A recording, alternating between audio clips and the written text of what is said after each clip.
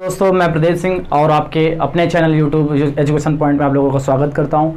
तो आज हम डिविजिबिलिटी के बारे में पढ़ेंगे, है ना। डिविजिबिलिटी क्या होती है, ये कहां से आया है और कैसे बना है। तो आज हम डिविजिबिलिटी के बारे में बात करेंगे। तो उसके पहले हम आज थोड़ा सा बात करते हैं कि नंबर को नंबर दो प्रकार से उसको डिवाइड किया गया है। नंबर को एक प्लेस वैल्यू में और एक फेस वैल्यू पे। तो सारा का सारा जो डिविजिबिलिटी का जो कॉन्सेप्ट है वो सारा का सारा प्लेस वैल्यू से निकल के आ गया है, ठीक है। तो आज हम पहले प्लेस वैल्यू और फेस वैल्यू दोनों के बारे में बात करते हैं कि देखो होता क्या है। तो जो हमारा नंबर होता है, नंबर वो दो चीज़ में डिवाइड होता है। ये आपको इधर वाला प्लेस वैल्यू होता है और एक आपका फेस वैल्यू होता है। तो जो प्लेस वैल्यू होता है उसको स्थानीय मान बोलते हैं, ठीक है। और जो फेस वैल्यू होता है उसको अंकीय मान बोलते हैं। तो जैसे मैं कोई नंबर लेता हूं, यहां पे अगर मैं कोई नंबर ले लूं कि 5484 कोई भी नंबर ले लूं, इसका अगर मैं कह दूं कि फेस वैल्यू क्या है, अंकीय मान क्या है, तो मैं कह दूं 4 का अंकीय मान क्या है, 4 का फेस वैल्यू मतलब 4 का 4 ही रहेगा। 8 का क्या होगा, 8 का 8 ही रहेगा। 4 का क्या रहेगा, 4 का 4 ही रहेगा। 5 का क्या रहेगा, 5 का, मतलब जो नंबर है एग्जैक्ट वही नंबर की बात करना है हमें, है ना। क्योंकि यहाँ पर 5 है तो 5 ही तो रहेगा, 5 की जगह 6 तो होगा नहीं, ना 7 होगा ना 8 होगा। वैसे यहाँ पर 4 है तो 4 का 4 ही रहेगा। तो यहाँ पर जो नंबर एग्जिस्ट करता है बस उस नंबर को हमें बता देना, तो वही आपकी फेस वैल्यू होती है। तो फेस वैल्यू बहुत छोटा है, इसमें कुछ भी नहीं है। जो क्वेश्चंस बनते हैं वो फेस वैल्यू पे नहीं बनते, वो सारे सारे प्लेस वैल्यू पे बनते हैं। तो हम प्लेस वैल्यू के बारे में बात करते हैं कि प्लेस वैल्यू होते क्या है। तो अगर मैं इसी को अगर मैं प्लेस वैल्यू के बारे में बात करूँ, ठीक है, 5484, तो यहाँ पर ये क्या है, इकाई, ये दहाई, ये सैकड़ा और ये हजार, यूनिट, टेंथ, हंड्रेड और थाउजेंड। तो यहाँ पर इसको जब करोगे तो यहाँ पे 4 गुणते 1 हो जाएगा। यहाँ पे इसको करोगे तो 8 गुणते 10 हो जाएगा, मतलब 80। और इसका स्थानीय मान 4 हो जाएगा और इसका जो हो जाएगा 4 गुणते 100 बराबर 400 हो जाएगा। और वैसे ही 5 क्या हो जाएगा, 5 गुणते 1000, तो ये हो जाएगा 5000। तो ये हमारा ये आपका स्थानीय मान है, प्लेस वैल्यू है। अब वैसे अगर यहाँ पे मैं बात करूँ कि ले लूँ अगर मैं 75.287, अब इसका प्लेस वैल्यू निकालना है। तो यहाँ पर देखो दशमलव लगा है, दशमलव के यहाँ पे ये इकाई का अंक होगा और ये दहाई का। तो ये अगर 5 है तो 5 गुणते 1, ये 5 हो जाएगा। वैसे अगर हम ये 7 का करेंगे तो 7 का क्या हो जाएगा, 7 गुणते 10 बराबर 70, ठीक है। वैसे अगर ये मैं 2 का करूं, इस 2 का अगर मैं करूंगा तो यहाँ पे दशमलव की 1 अंक बाद है, तो 2 गुणते 1/10, क्योंकि इसका मतलब 0.2 का मतलब क्या होगा, 0.2 लिखा हुआ है। तो जब 2/10 करेंगे तो 0.2 के बराबर होगा, तो 2 गुणते 1/10 हो जाएगा। फिर इसके बाद अगर मैं 8 का करूं तो 8 का क्या हो जाएगा, 8 मतलब 8 गुणते 1/100। वैसे अगर मैं 7 का करूं तो 7 का हो जाएगा 7 गुणते 1/1000। तो मेरी ये बात आपको समझ में आ गई कि यहाँ पे प्लेस वैल्यू अगर पॉइंट में है, दशमलव में है, तो इसको कैसे निकालना है। अगर पॉइंट के जस्ट बाद नंबर है तो 1/10 हो जाएगा, उसके बाद दूसरा नंबर पे 1/100 हो जाएगा, उसके बाद तीसरे नंबर पे 1/1000 हो जाएगा। तो इसमें देखो कैसे क्वेश्चंस बनते हैं, उसके बारे में हम बात। जैसे मैं यहाँ पर कहता हूँ कि यहाँ पर मैं कोई नंबर ले रहा हूँ ABCDE, ठीक है। तो अगर इसको प्लेस वैल्यू के फॉर्म में लिखना है तो ये क्या है, ये E हो जाएगा और ये क्या हो जाएगा, ये 10D हो जाएगा और ये क्या हो जाएगा, ये 100C हो जाएगा और ये क्या हो जाएगा, 1000B हो जाएगा और ये क्या हो जाएगा, 10,000A हो जाएगा। अगर इसको लिखना है हमें तो क्या लिखेंगे, 10,000A plus 1000B plus 100C plus 10D plus E। ये हमारा प्लेस वैल्यू में लिख गया, ठीक है। तो एक क्वेश्चन में लेता हूं, आप उस क्वेश्चन को देखिए, ठीक। तो दोस्तों ये मैंने क्वेश्चन लिखा है कि इफ, यहाँ पे लिखा है कि 47.2506 बराबर अगर 4A plus 7B plus 2C plus 5/D plus 6E है, तो आप ये बताओ कि 5A plus 3B plus D plus 3E का मान कितना होगा, है ना। तो ये पूरा का पूरा वही आपका क्या है, स्थानीय मान के ऊपर डिपेंड है। तो अगर आप इसको क्या है 47.2506 है करिए, ठीक है।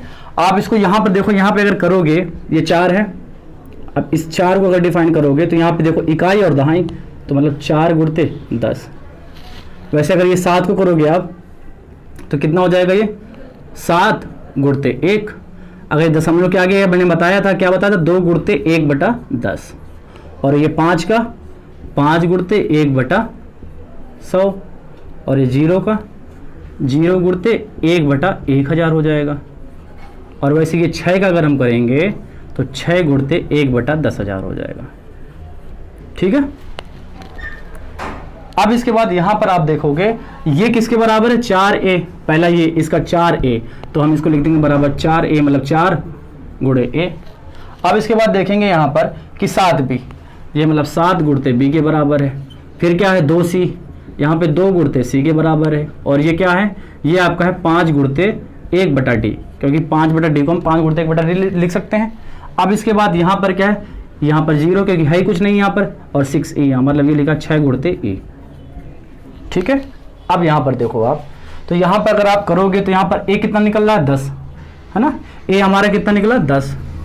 b कितना निकलेगा, b हमारा 1 निकलेगा।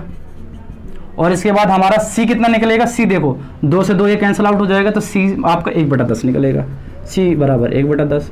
और आपका e कितना, d कितना निकलेगा, d अगर देखोगे तो d आपका 100 निकल रहा है, क्योंकि 1 से 1 कैंसिल हो जाएगा, 5 से 5, तो d बराबर 100 आ रहा है, तो d बराबर आप 100 कर दो।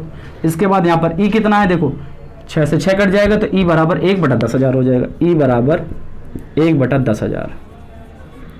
ठीक है।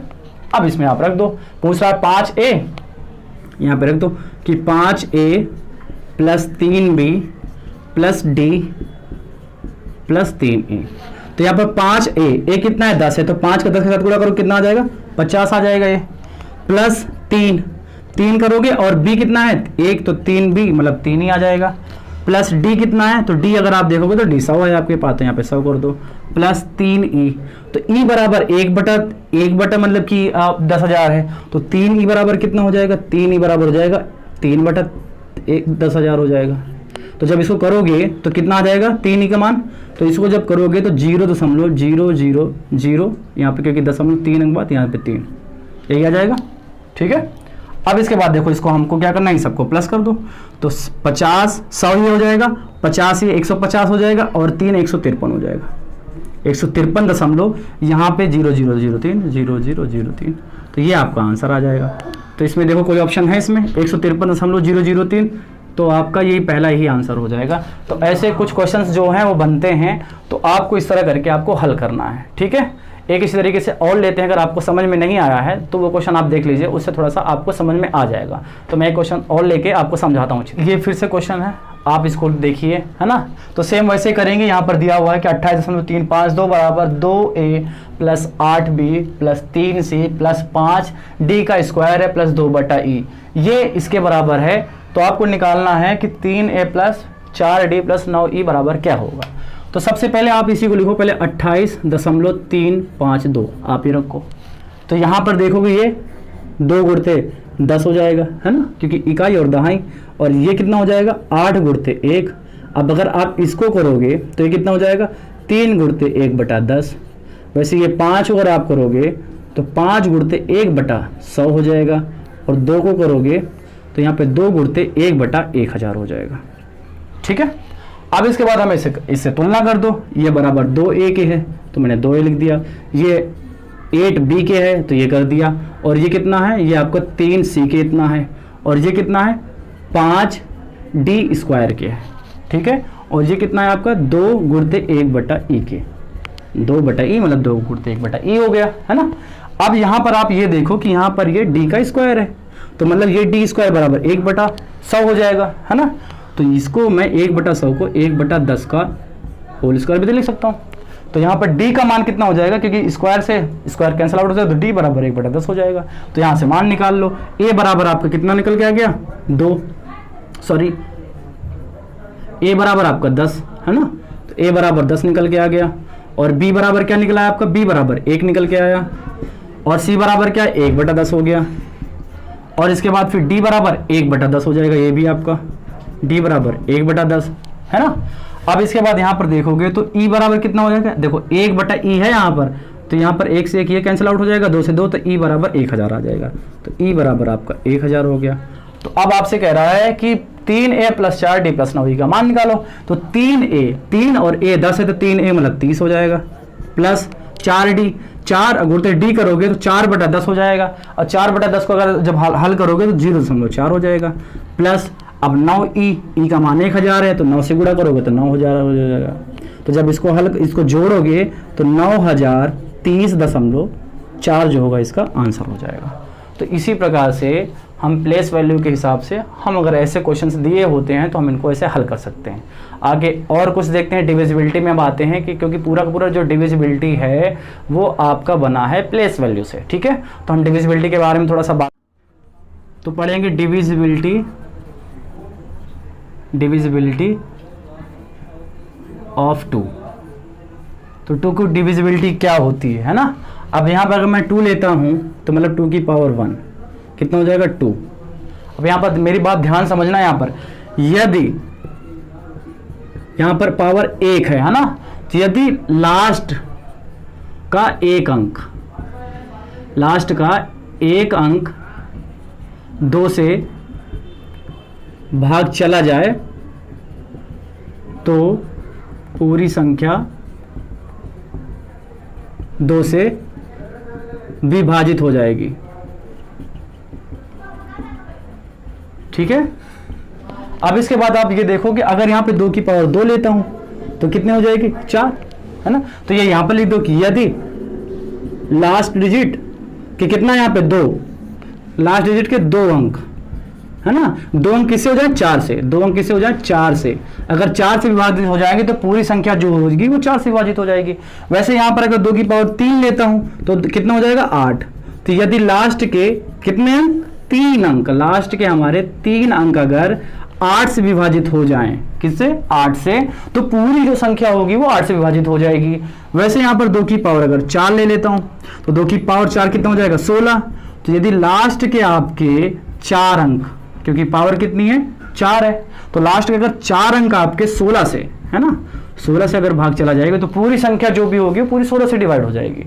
अब इसके बाद यहां पर आते हैं कि अब यहां से हमें बात जो समझ में आई है वो आई कि 2 की पावर n बराबर, यहां पे n है ना, तो यहां पर मतलब ये है कि 2 की पावर n, ठीक है। तो 2 की पावर n करने में जो भी सवाल आएगी यहां पे, तो यदि लास्ट के n अंक, है ना, n अंक आपके 2 की पावर n से, है ना, 2 की पावर n से अगर विभाजित होंगे तो पूरी संख्या जो हो जाएगी वो क्या हो जाएगी आपकी 2 की पावर n से विभाजित हो जाएगी।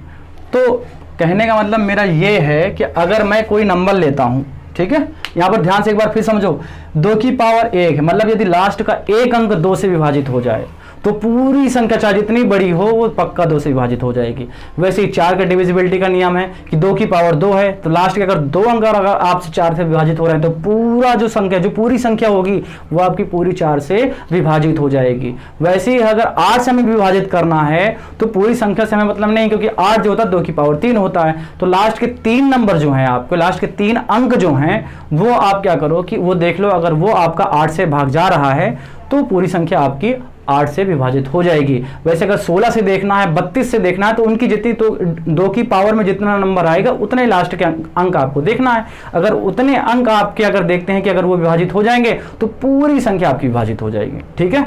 तो देखो कैसे देखना है इस बार एक बार नंबर, जैसे मैं लिखता हूं यहाँ पे कोई नंबर 4 5 6 2 8, यहाँ पे मुझे 2 से विभाजिता का नियम चेक करना है।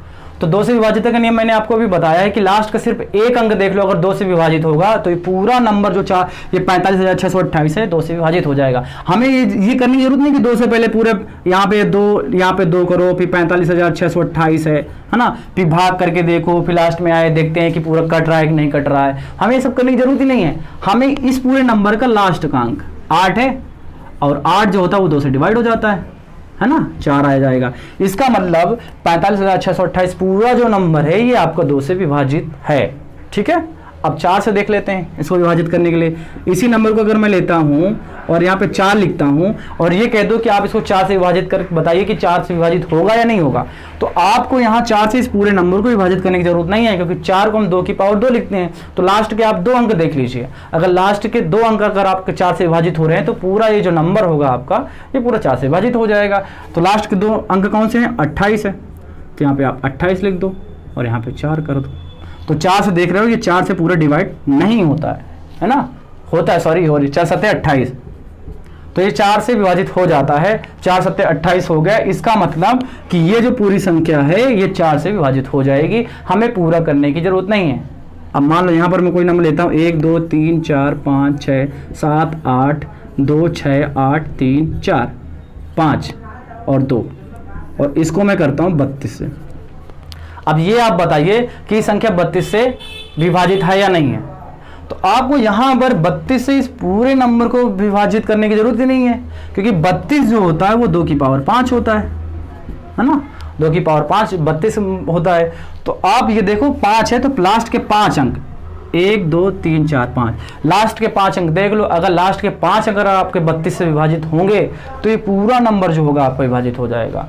तो हमें पूरा इतना लंबा प्रोसेस करने की जरूरत नहीं है। आप 32 से इसको भाग दे लो, 32 से आप 83,452 को दे दो।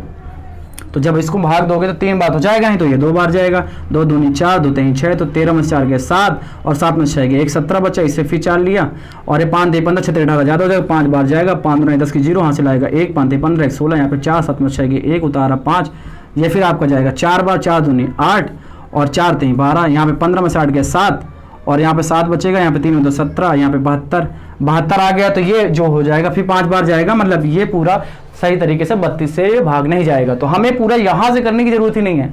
32 है, अगर 32 से विभाजित करना है तो आप लास्ट के 5 अंक देख लो, अगर 16 से विभाजित करना है तो लास्ट के 4 अंक देख लो, और अगर आपका 8 से विभाजित करना है तो लास्ट के 3 अंक देख लो, और अगर 4 से करना है तो लास्ट के सिर्फ 2 अंक देख लो। अगर 2 अंक विभाजित हो रहे हैं तो पूरी संख्या जो भी नंबर होगा वो आपका 4 से विभाजित होगा। अगर इसी नंबर को 4 से विभाजित करने का होता तो हम लास्ट के क्या देखते, लास्ट के सिर्फ 2 अंक देखे। लास्ट के 2 अंक क्या है 52, 52/4 करो, जाएगा 4 से काटोगे 4 1 कम 4, 4 3 12, 13 आ गया, मतलब ये पूरा कट गया। इसका मतलब ये जो पूरा नंबर है, ये पूरा जो नंबर है, ये पूरी जो संख्या है, ये पूरी संख्या 4 से भाग चली जाएगी।